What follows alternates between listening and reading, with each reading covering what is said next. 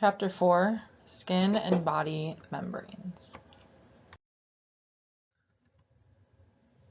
The learning objectives for this chapter include: list the general functions of each membrane type, compare the structure of the major membrane types, list several important functions of the integumentary system, recognize and name skin structures, name the layers of the epidermis, name the factors that determine skin color, describe distribution and function of the epidermal appendages, differentiate among first, second, third, and fourth degree burns, explain the importance of the rule of nines, and summarize the characteristics of basal cell carcinoma, squamous cell carcinoma, and malignant melanoma. List several examples of integumentary system aging.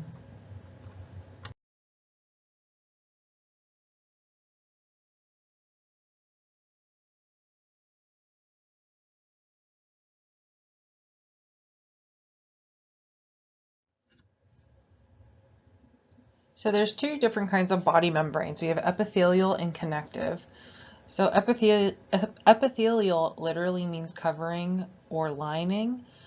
So it includes things like your cutaneous membrane, which is your skin, mucous membranes, and serous membranes. We'll talk more about those three on the next slide.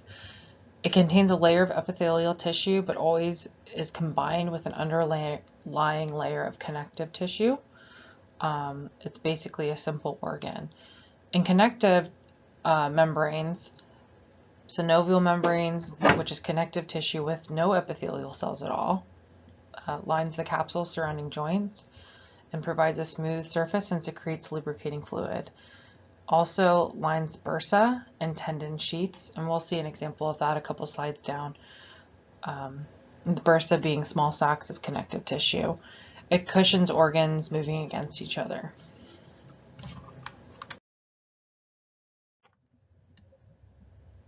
So let's talk a little bit more about the three different types of epithelial membrane. So that cutaneous membrane, so this is your skin, comes in two layers.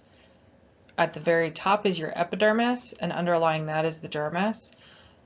The epidermis is composed of stratified squamous epithelium, while the dermis is that dense, irregular connective tissue.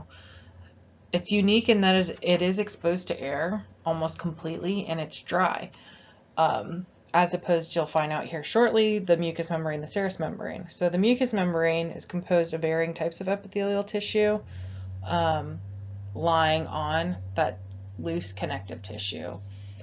It lines all body cavities that are exposed to the exterior. So that means anything that leads to the outside of your body, things like your respiratory system, your digestive system, your urinary system, your reproductive system. It is a moist membrane, so almost constantly bathed in some kind of secretion. So for example, the urinary mucosa being kept moist by urine, and it's often adapted for absorption. And then moving on to the serous membranes, aka the serosa. So it's composed of simple squamous epithelium resting again on a thin layer of connective tissue. It lines the compartments of the ventral body cavity. So the ventral body cavity holding the majority of your organs. The layers are separated by serous fluid, which is secreted by the membranes themselves. And this fluid allows those organs to slide easily against cavity walls and one another without friction or pain as they carry out the routine functions. So this becomes really important when it comes to your organs like the heart and lungs that are moving constantly in order to maintain life.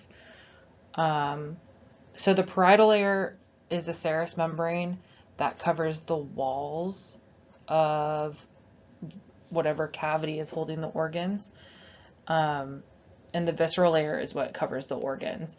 So the cavities are named depending on where they are, or what they hold in the body. So the abdominal cavity in covering its organs, the serous layers that cover its organs, it's called the peritoneum. And then the thorax is where the serous membranes isolate the lungs and the heart from one another. The serous membranes that cover the lungs are called the pleura. So this is where we'll get into like pleural effusion,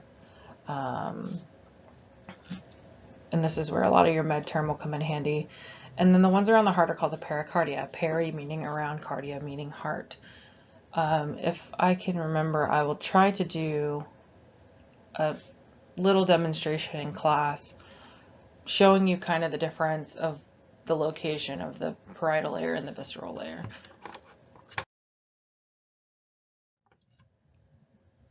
So on this slide on the left, you can see the example of the fibrous capsule surrounding a joint, where that synovial membrane made of connective tissue provides a smooth surface and secretes the lubricating fluid. So you can see there in the middle, it's the synovial fluid right there in the joint. And then on the right is just the examples of the 3 different types of epithelial membranes. At the top, you have that cutaneous membrane, which is your skin. B, the mucosal membrane, so anything open to the exterior. And then the serous membranes. There's serous membranes around the heart, serous membranes around the lungs. And then D, this is the kind of demonstration I'll try to do in class with the balloon to help us better understand the difference between those 2 different kinds of serous membranes.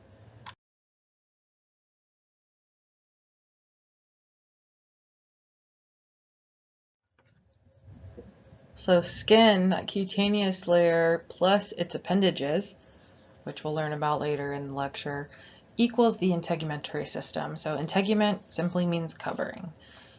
It's important for many reasons. It has many functions in the body, including it protects deeper tissues from things like mechanical damage, chemical damage, microbe damage, UV radiation, thermal damage, and desiccation. Let's talk a little bit more about what each of those mean. So mechanical damage would be bumps, physical damage.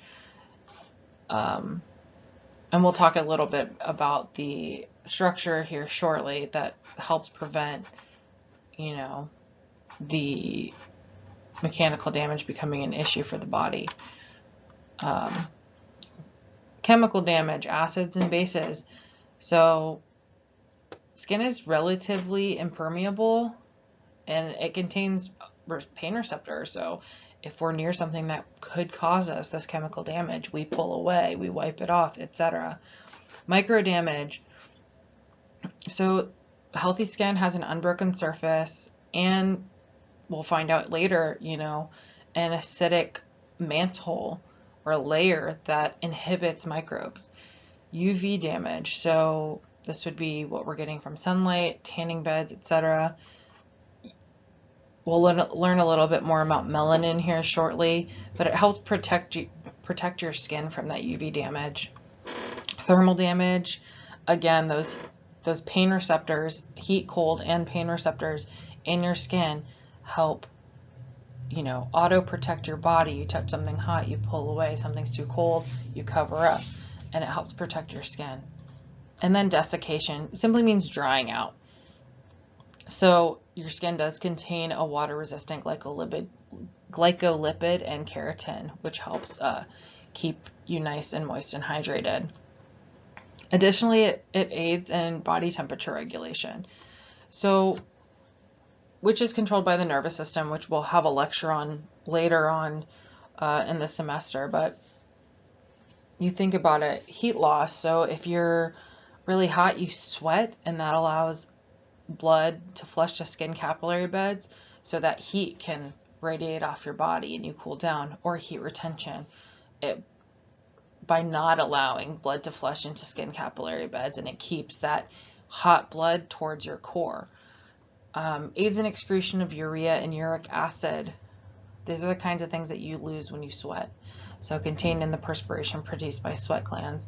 And it helps you synthesize vitamin D, which will become a problem here for many of us in the coming months as it gets darker.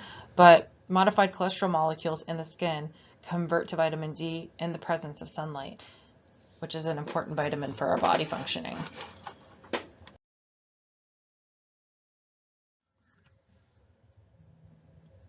Now let's talk a little bit more about that skin structure. So you can see in this image at the top, we have the epidermis, which is that very most outer layer of your skin. It's made up of stratified squamous epithelium that are capable of becoming hard and tough, which is obviously important when creating this barrier for us to the outside world. Underlying that is the dermis, made up mostly of dense, irregular connective tissue. They're firmly connected, and the dermis is fairly tear resistant. Underneath that dermis is subcutaneous tissue, or the hypodermis, which is essentially just fat, adipose tissue. That's represented by the little yellow blobs at the bottom of that image. And the subcutaneous tissue serves as a shock absorber and insulates the deeper tissues from extreme temperature change occurring outside the body. And when you see differences in men and women, or woman to woman, women that have more curves, this is the layer, that subcu tissue is the layer that is responsible for those curves. So you can also see in the image that there are some nervous structures that we'll talk about a little later, and the appendages of the skin, which we will talk about later in this lecture as well.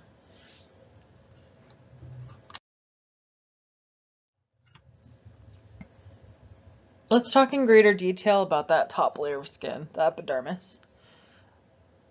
So keratinocytes, keratin cells, which produce keratin, is the fibrous protein that makes skin tough and durable. And that process of the cells becoming strong and durable is referred to as keratinization. So there are 5 layers of the epidermis, and these are listed from the inside out. We have the stratum basale, so base, spinosum, stratum spinosum, stratum granulosum, stratum lucidum, and stratum corneum. And the stratum lucidum is found in thick skin. So the epidermis itself is avascular. So some of you might be kind of surprised by this. You know, I fall and scrape my knee and that top layer of skin comes off, and I bleed a little bit, but that's not your epidermis, that's your dermis. So think of a man shaving his face, or when you shave your legs, that's why you don't bleed, you know, because your epidermis is avascular, which means it has no blood supply of its own. So that stratum basale lies closest to the dermis and contains the most adequately nourished of the epidermal cells because it's gleaning those nutrients from the dermis, and they reach it first. So millions of new cells are produced in the stratum basale daily. You know, the stem cells are multiplying, and which gives its alternate name, the stratum I can't say it, but it means germinating layer. You know, that is where the cells are created that eventually push up to the surface. So those daughter cells produced either stay at home in the basale or begin to move up towards that skin surface into the stratum spinosum and then the stratus granulosum, where they become flatter and keratinized. So this is where the skin cells start toughening up. The cells that eventually leave the stratum granulosum die. You know, they're being pushed up by those new cells being created in the basale, and become clear stratum lucidum, which is not present in all skin regions. It only occurs where skin is hairless and thick, like the soles of the feet or the palms of the hands. The outermost layer is 20 to 30 cell layers thick, but it accounts for about 3/4 of the epidermal thickness. The cells here are dead. It's completely filled with that protein, that keratin. So, and in general, the rate of regeneration of cells means that about every 25 to 45 days you have a new epidermis, you have new skin.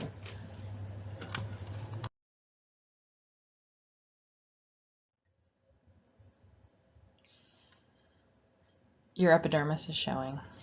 That was a joke a gentleman told me and my mom at a flea market or something once. It was before I went to school, so I was like, what's that? So let's talk a little bit about melanin. So this is a pigment that ranges in color from yellow to brown to black. It's produced in the melanocytes, and it's found chiefly in that stratum basale.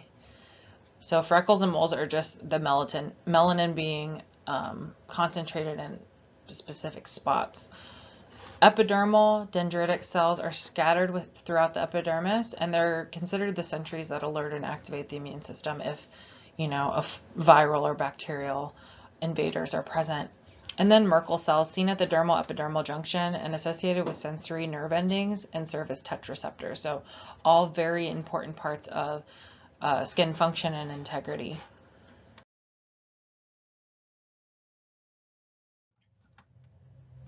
Now moving down from the epidermis, let's talk about the dermis. It's your quote unquote hides. It's strong, it's stretchy, it helps bind your body together. So it's similar to if you purchase leather goods, that's treated dermis of those animals. It's connective tissue, and it comes in the two major regions, papillary and reticular. Layers have variable thickness, and the papillary layer is areolar connective tissue, and the reticular regions are dense connective tissue. So the papillary layer is superficial, as you can see here in the image on the right. It's indicated as towards right below the epidermis and the top part of the dermis. It's a superficial region of the dermis, uneven and peg-like. You can see it's wavy and has these projections called dermal papillae, which indent into the dermis above.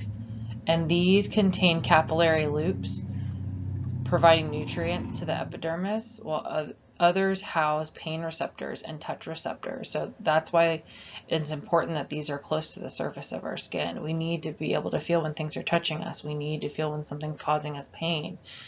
And they form patterns that can be seen on the sole of your feet, the palms of your hands, the tips of your fingers. Those are your fingerprints. And then below that is the reticular layer. So this is the bottom layer of the dermis, and it's the dense, irregular connective tissue. It does have blood vessels, sweat and oil glands, and deep pressure receptors called lamellar corpuscles. So the integumentary system has so many functions. So cutaneous sensory receptors, another part of your nervous system, are located in the skin. It helps you sense touch, pressure, temperature, pain. It's also where phagocytes, those types of white blood cells, are also found, and they act to prevent microbes from penetrating deeper into the body, which is obviously very important for your overall health and body homeostasis. And then collagen and elastic fibers, they're also found throughout the dermis.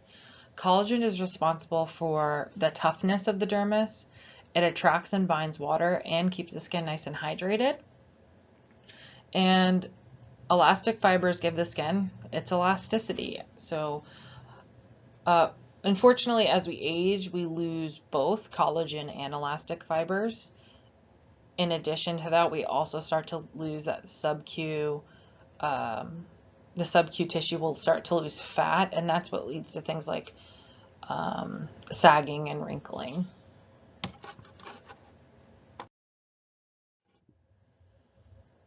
So skin color, 3 pigments contribute to skin color. Melanin, which we mentioned here a little earlier in the lecture, is from melanocytes. Skin exposure to sunlight stimulates these melanocytes to produce more melanin pigment, resulting in the tanning of skin. As melanocytes produce that melanin, it accumulates in their cytoplasm in membrane-bound granules called melanosomes, and then the granules move to the ends of the melanocytes, which are like spidery shaped. It moves to the end of the spidery arms, where they are taken up by nearby keratinocytes. Inside those keratinocytes, the melanin forms a pigment umbrella over the superficial or quote-unquote sunny side of their nuclei and shields their genetic material from the damaging effects of UV radiation and sunlight. So people who produce a lot of melanin have darker skin, and people who produce less melanin are light-skinned. And also you can see in this process that I just explained that melanin-formed pigment umbrella would obviously have more protective effects in people that have darker skin. This is why the incidence of skin cancers is higher in people of lighter complexions. It is not impossible for people of darker complexions to get skin cancer, of course, but it is higher in people who have less melanin. And then carotene. Sounds like carrot, right?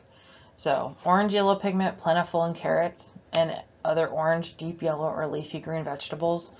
In people who eat large amounts of keratin-rich foods, the skin tends to take on an yellow-orange cast. And then hemoglobin. The amount of oxygen-rich hemoglobin, which is the pigment in red blood cells, in the dermal blood vessels. In light-skinned people, the crimson color of oxygen-rich hemoglobin flushes through the transparent cell layers, the stratum lucidum, and gives the skin a rosy glow. So this is like when people blush.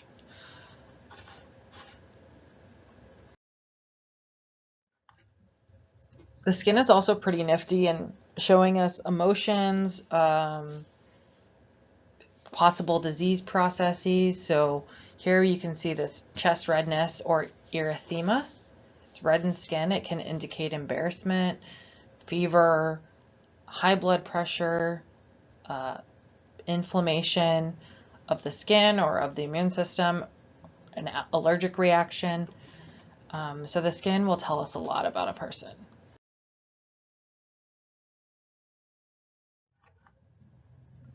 We can see here on the left, this woman is a little pale. So under certain emotional stresses, whether that be fear or anger, some people will become pale.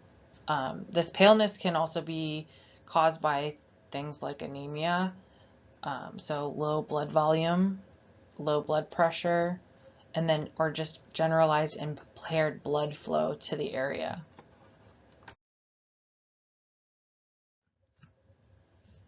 Jaundice.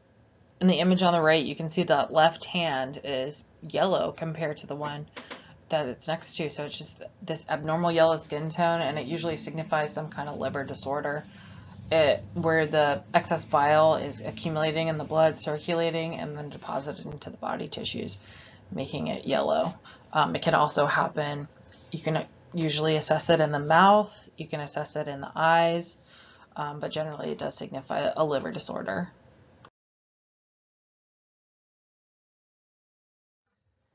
Bruises. So I think we've probably all had these. Black and blue marks revealing where blood has escaped from the circulation and is clotted in the tissue spaces, most generally from some kind of impact trauma. Hematomas are those clotted masses. So if somebody has an unusual tendency to bruise, you know, they don't remember doing anything, they remember no mechanism of injury, and there's just bruises everywhere, it could mean a lack of vitamin C, or they could have some kind of blood clotting disorder like hemophilia. So the photo on the right here is actually me, circa 2012. I got this snowboarding in Tahoe, and it was a pretty significant bruise. Now we're going to talk about the skin appendages that I mentioned, which include cutaneous glands, hair, and hair follicles, and nails. Skin appendages are physically located in the dermis, but the cells that make them originate in the epidermal layer and play a role in helping the body maintain homeostasis. First, let's chat about those cutaneous glands. So, exocrine glands. Exocrine glands release their secretions to the skin surface via ducts. There are two types, sebaceous and sweat glands, and they're formed by the cells of the stratum basale, remember, which is in the epidermis. So sebaceous glands are your oil glands. They're found all over the skin, except for on your hands and the soles of your feet. The ducts usually empty into a hair follicle, or some open directly onto the skin, and sebum is produced. SEB meaning grease, and it's a mixture of oily substances and fragmented cells. So sebum also keeps skin soft and moist, prevents hair from becoming brittle, and it contains chemicals to kill bacteria. So that's another way that your skin is protective. Sebaceous glands become very active when androgens, male sex hormones, are produced in increased amounts. And this happens in both sexes, during adolescence. So that's why teenagers you'll see have oilier skin.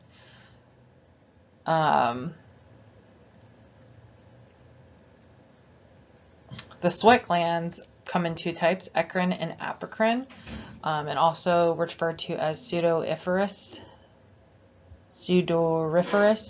Pseudoir meaning sweat glands, and they're widely distributed. So all of us have millions of sweat glands. So the eccrine glands are more numerous and found all over the body. They produce sweat, which is water plus some salt plus some vitamin C, traces of metabolic waste, and lactic acid. So another nifty feature is that because sweat is acidic, it's antimicrobial. So the pH is between 4 and 6.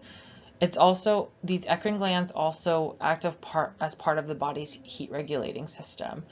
And the other type of sweat gland is the apocrine glands. They're largely confined to the axillary, so you're underneath your armpits and the genital areas. They're larger than your eccrine glands. Their ducts empty into hair follicles, and their secretion contains everything that the eccrine gland sweat substance contains, but also fatty acids and proteins. Funny enough, it is odorless, but because it has those fatty acids and proteins, bacteria really likes to start to interact with it. It's food for that bacteria, and that's when it starts to smell. These glands are the ones that begin to function during puberty, and they have a minimal role in thermoregulation.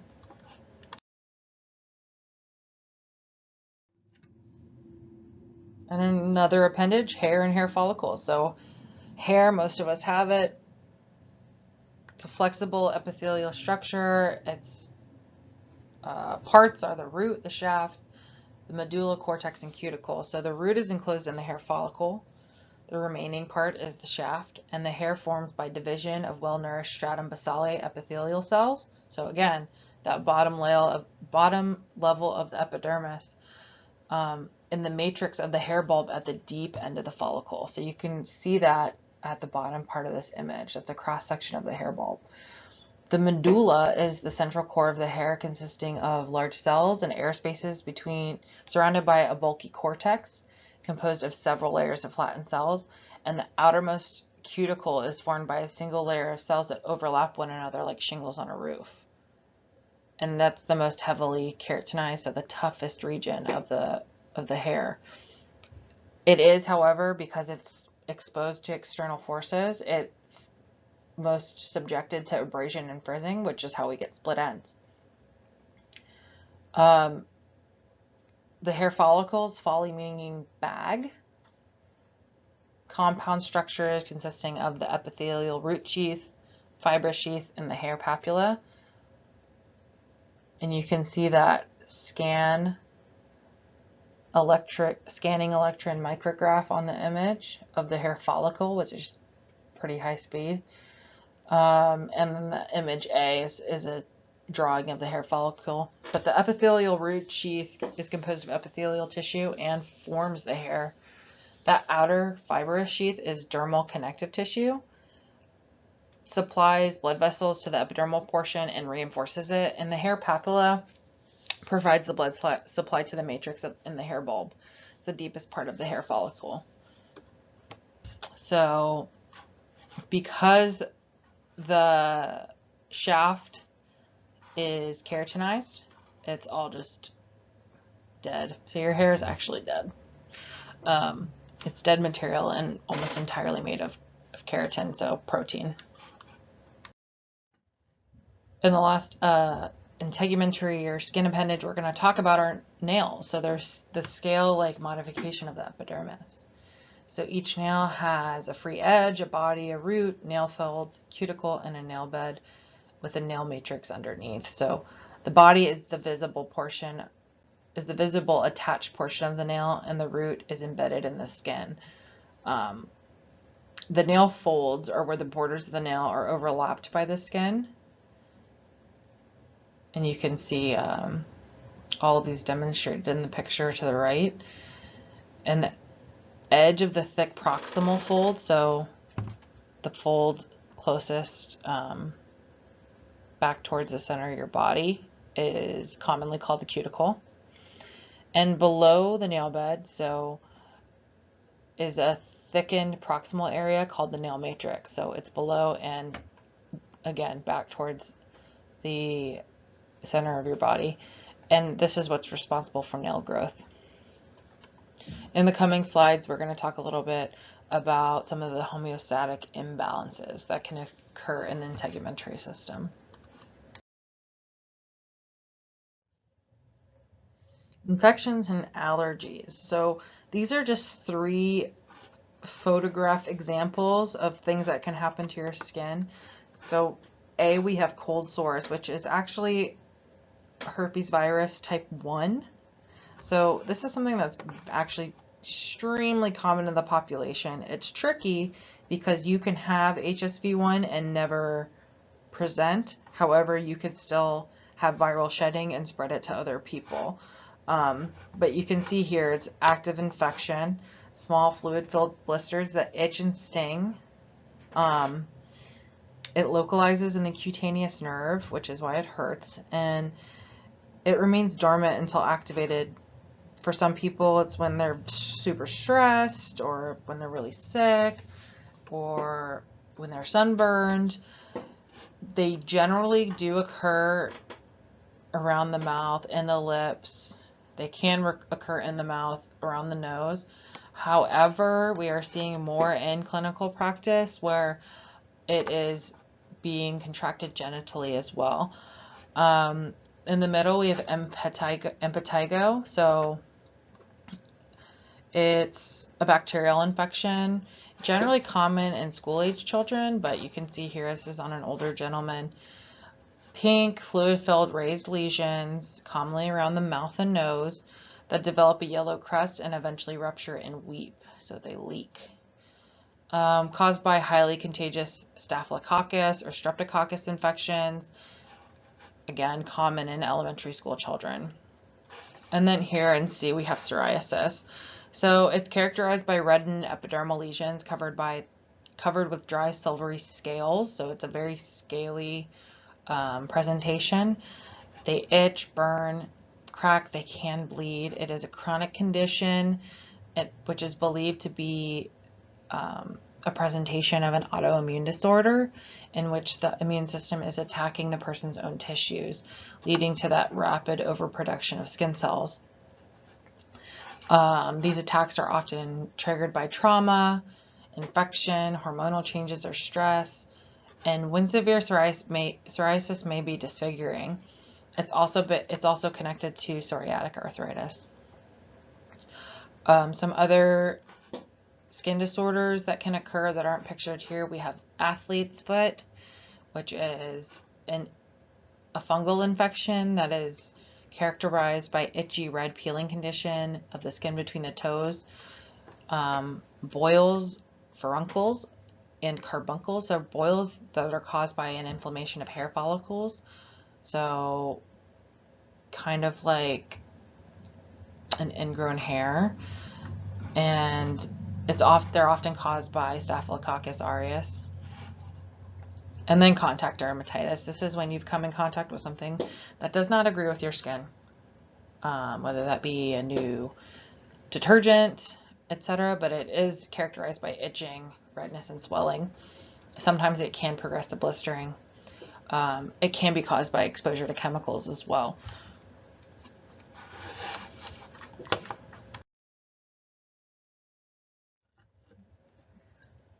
Burns are some of the most serious threats to homeostatic balance. A burn is tissue damage and cell death caused by intense heat, electricity, UV radiation, aka sunburn, or certain chemicals. And it denatures proteins and causes cell death to those affected areas. So 2 life-threatening things can occur. Circulatory shock, because your body is losing its supply of fluids, containing proteins, containing electrolytes as they seep out of these burned surfaces, and then dehydration and electrolyte imbalance occurs and leads to the shutdown of the kidneys and circulatory shock. So it's just hypovolemic shock. There's not enough volume to continue proper circulation in your body. And to save the patient, you need to replace lost fluids. And you can see here on the right, this is a demonstration of the rule of nines, where the body is divided into 11 areas. And each of those areas accounts for 9% of total body surface area. And then the only one that doesn't is the perineum, which is only 1%. But it's how you determine how much of the body surface area is burned, how likely they are to go into circulatory shock, and how to determine the amount of fluid that needs to be replaced for this individual. The second thing is infection, related to this now broken barrier. You know, our skin is nice and protective. It's our little safety jacket, and now it's burned, and it's open. So a burn skin will actually stay sterile for about 24 hours. And after that, all the little bugs, all the little pathogens start getting all excited because they have all this dead tissue to feast on, which leads to potential life-threatening infection. Additionally, anytime your body is in this kind of traumatic state where your immune system is having to, you know, kick on the reserves to take care of this one specific thing, or if you're in shock, you're immunocompromised. So any of these infections that are possibly taking hold are going to take the opportunity to really take hold, and it could be, again, life-threatening.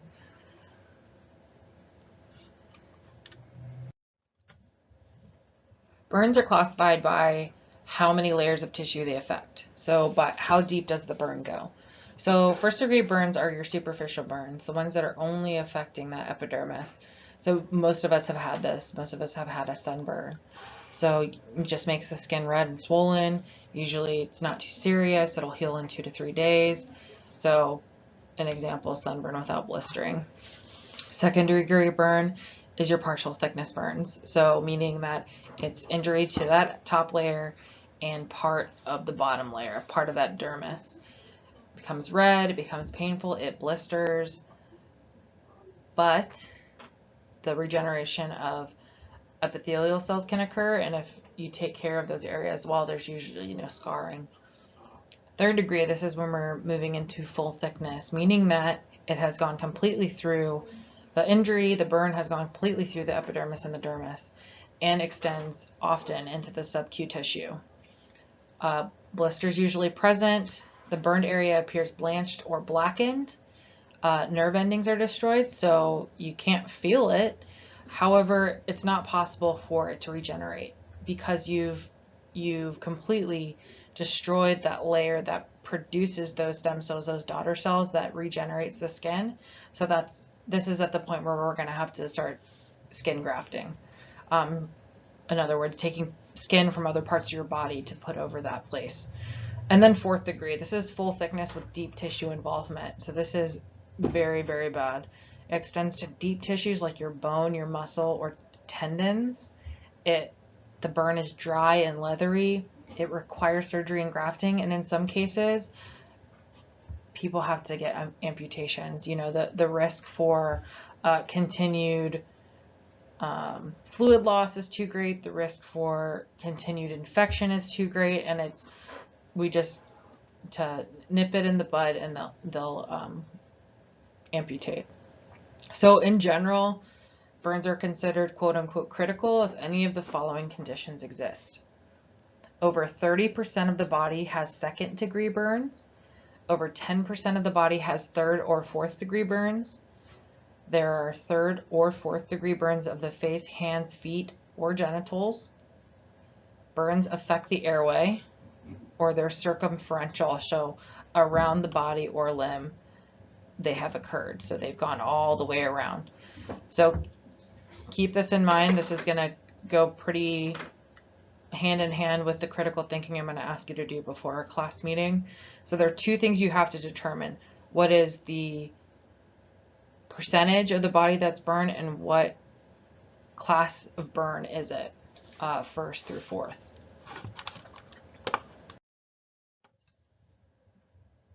Another disruptor of homeostasis would be cancer. The 3 types of skin cancer: basal cell, squamous cell, malignant melanoma. So basal cell is your least malignant but most common, occurring in sun-exposed areas. So the UV is coming in contact with their skin and helping develop these. They appear as shiny, dome-shaped places that later develop a pearly beaded edge. So this is when the cells in the stratum basale no longer form keratin, so the cells no longer honor that boundary between the dermis and the subcutaneous tissue. They are slow growing and seldom metastasize before the lesion is noticed by yourself or by a doctor. So when I say metastasize, what I mean by that is that the cancer is able to spread to surrounding lymph nodes, surrounding organs, surrounding tissues. So metastasis is very bad. Squamous cell carcinoma arises from the stratum spinosum, presents as scaly reddened papules that gradually form shallow ulcers with firm raised borders. So the papule, the middle of the papule will fall in and it'll have this raised border around it.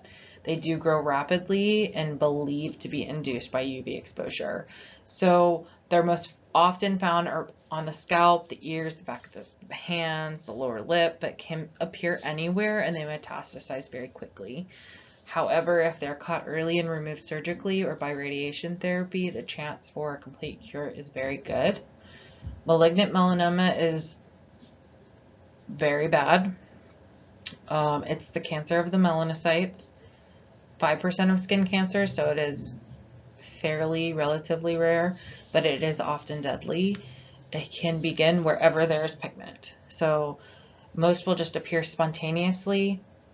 The accumulated DNA damage in a skin cell is how it starts, and it usually appears as a spreading brown to black patch that metastasizes rapidly to surrounding lymph and blood vessels. The chance of survival is about 50%, and of course early detection helps. So the American Cancer Society suggests that people who sunbathe frequently or use tanning beds examine their skin periodically for new moles or pigmented spots and apply the ABCDE rule. So A for asymmetry, B for border irregularity, C for color, D for diameter, and E for evolution. So if anything is changing, so again, asymmetry, any two sides of the pigmented spot or mole don't match. It is not equal. It's not symmetrical. Border irregularity, the borders of the lesion are not smooth, but they will exhibit indentations. Color, it's more than one color. Black, brown, tan, sometimes blue or red. Diameter, the lesion is larger than 6 millimeters in diameter, so this is about the size of a pencil eraser for reference. And evolution, so if it's changing, it's generally not good.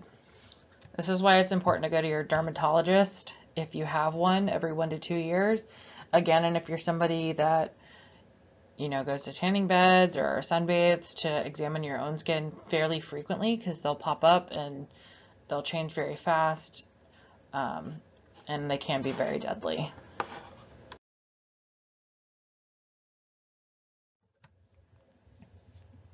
Let's talk about a few developmental aspects of skin and body membranes. So during the 5th or 6th months of development, a fetus is covered with a downy type of hair called lanugo.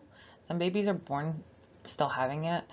By the time the infant is born, it usually has shed this hair, and instead its skin is covered by this oily coating called vernix caseosa.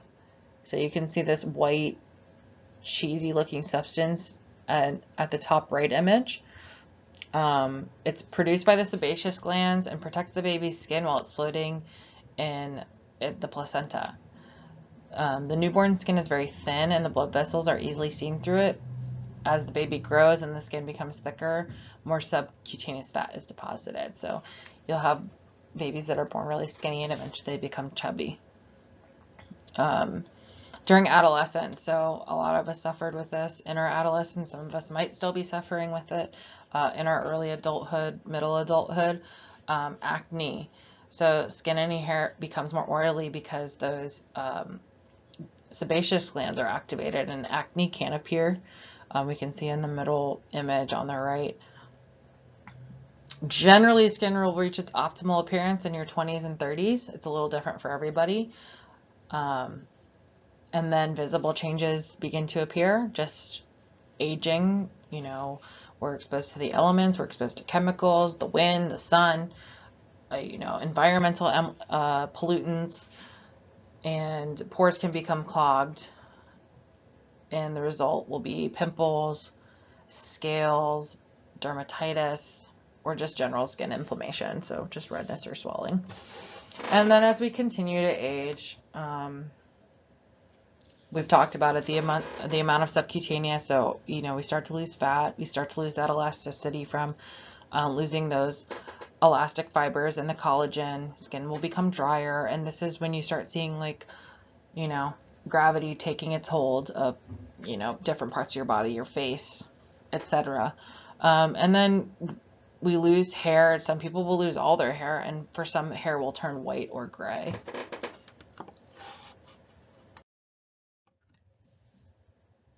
So critical thinking that we'll discuss in class. So this has to do with burns. A burn victim exhibits a red and swollen arm with blistering, a hand that has been charred black and exposing bone, and a cheek that appears blanched. How serious is each burn? Is this patient critical? Explain.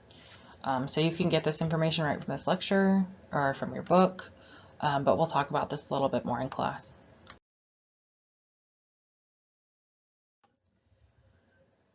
And you know the drill. Any questions, comments, or concerns, drop them in the Blackboard discussion board, email me, text me. I will see you guys on Wednesday. Thank you.